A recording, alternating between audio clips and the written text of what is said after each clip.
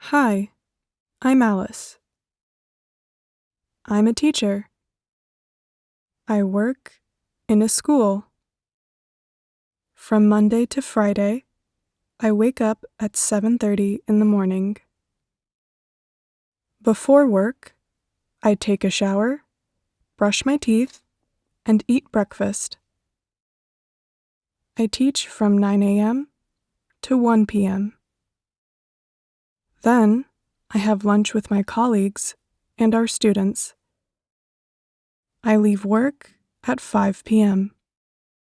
On Tuesdays and Thursdays, I go to the gym after work.